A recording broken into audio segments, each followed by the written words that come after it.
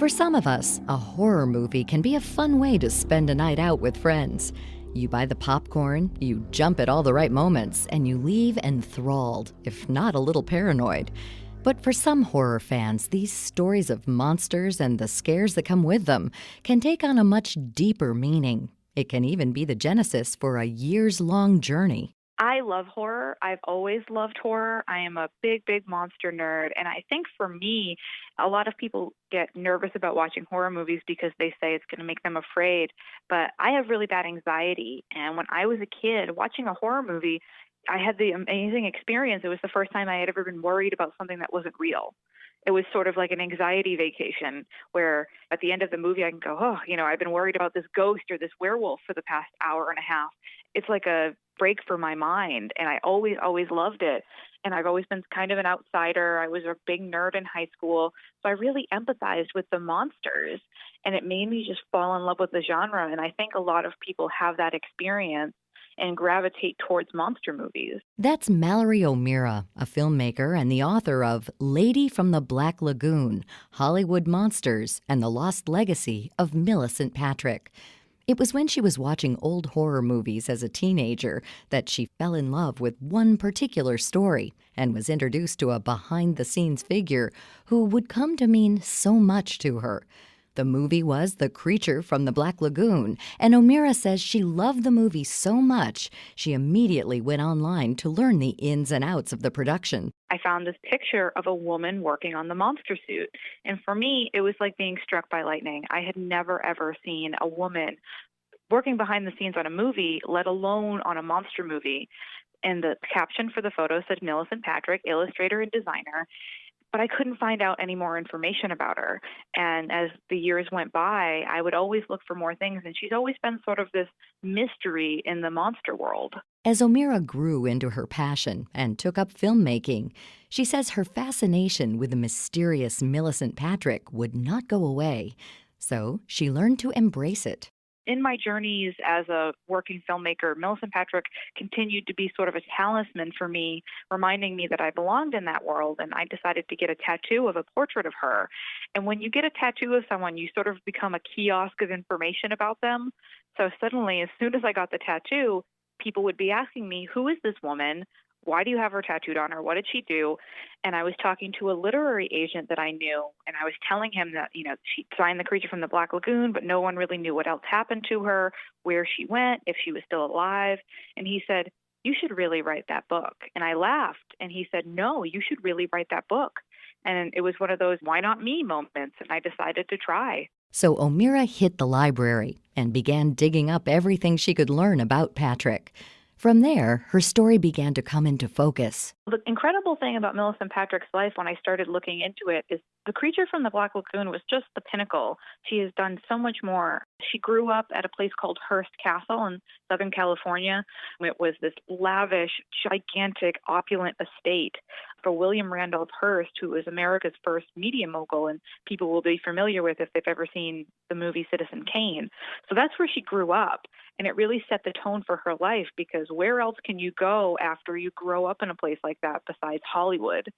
So her and her family ended up moving to the LA area, and she went to art school and got hired right out of college to work for Walt Disney, and she ended up becoming an animator there, and that was her first start in film. And after that, she started working as an actress, started working as a model, and while she was on set, she would always be drawing, and eventually it caught the eye of someone who wanted to hire her to design. O'Meara says that a part of what makes Creature from the Black Lagoon so iconic and timeless is in fact Gill Man's design, the very thing that Patrick was responsible for. The thing that really stuck out to me about it is that William Allen, who made Creature from the Black Lagoon, he wanted a King Kong-esque story.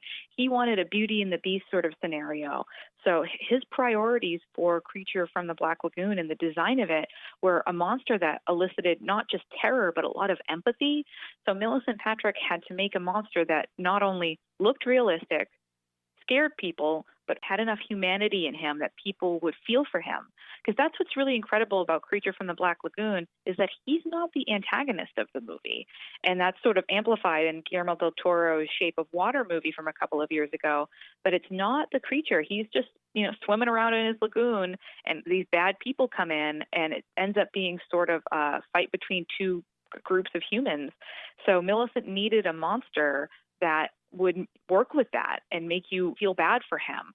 So that was the thing. It was just amazing thinking about her having to walk this perfect line between empathy and fear. With plenty of accomplishments and the design of Gill Man under her belt, it seems curious that the story of Patrick, a female trailblazer in the filmmaking world, isn't more widely remembered. O'Meara says the erasure of Patrick's accomplishments was no accident or oversight. Millicent Patrick's boss at the Universal Monster Shop, a man named Bud Westmore, was so jealous of her getting the credit, even though it was her design, that he said, no, we're not going to do that. And Millicent Patrick had to promise she would lie and say that she didn't design it and that he was the one who did the entire thing. Millicent Patrick should have a star on the Hollywood Walk of Fame. Millicent Patrick really, really deserves a lot of accolades, especially not just because she designed the Creature from the Black Lagoon, but she did so much more in her career. O'Meara says that a part of why she was so motivated to finally tell Patrick's story and give her her due is because she continues to see women being overlooked in the horror genre. She hopes Patrick's story will show people that women can and have contributed to the genre in a major way. There's this weird myth that women they're afraid of horror, they can't direct horror, they can't direct violence, they can't direct blood and gore, and it's just ridiculous. It's such a myth, and I know so many amazing female filmmakers that work in the horror genre, and they don't get hired as much as they should, and it breaks my heart because, again, there's this myth that they can't do it, but some of the best female filmmakers that I know are women working in horror. In the end, it seems that the very thing that drew O'Meara to Gill Man in the first place, the story of an outsider being unfairly punished, is what has made the story of Patrick stick with her all this time. She's this iconic woman, and it's so important to learn about her, but it's also important to remember that what happened to her isn't something that just happened in the 1950s. It's happening right now. It happens to me. It happens to every other female filmmaker that I know, every other female artist that I know. And when I started writing this book, it was before Me Too had started happening. And there were a lot of people who weren't interested in this story. And now I'm so happy that the world is more receptive to knowing about this stuff. And I want female readers and people of all genders to know that there's always a place for you in this world, whether or not you want to make monster movies or any kind of movies or any kind of art.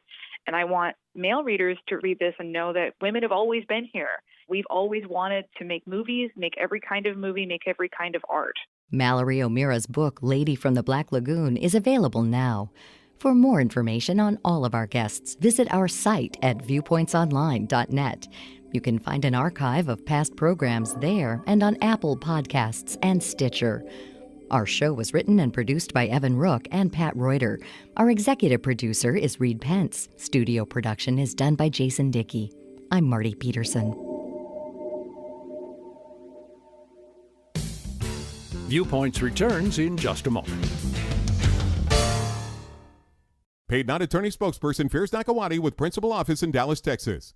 Attention landscapers and anyone working in the landscape industry. This is an important alert for users of the weed killer Roundup that have been diagnosed with non-Hodgkin's lymphoma. A California jury recently awarded $289 million to a landscaper who claimed Roundup gave him cancer. Roundup is the most widely used herbicide in the United States with billions of pounds applied each year. Farm workers and landscapers are at the highest risk of injury from exposure. Time is limited to file a claim. If you work with Roundup weed killer and were diagnosed with non-Hodgkin's lymphoma, don't wait. Call the Roundup Legal Helpline now. The number to dial is 800-208-0501. That number again is 800-208-0501. You could be entitled to significant compensation. If you've been exposed to Roundup and have been diagnosed with non-Hodgkin's lymphoma, don't wait. Call the Roundup Legal Helpline right now. 800-208-0501. That's 800-208-0501. Again, 800-208-0501. Call now.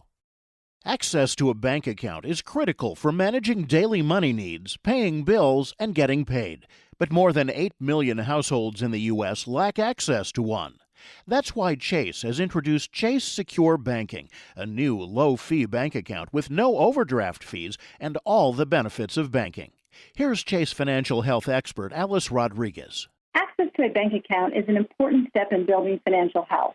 Some consumers may be paying hundreds a year in alternative services like check cashing or money orders, and secure banking gives them the option to make the most of their hard-earned money. Chase Secure Banking has a low monthly fee of $4.95 and provides a debit card you can use nearly everywhere cards are accepted. In addition to electronic payments, free full access to Chase branches and ATMs, the Chase mobile app, full support from bankers in person, and no overdraft fees. Find out more at chase.com/securebanking.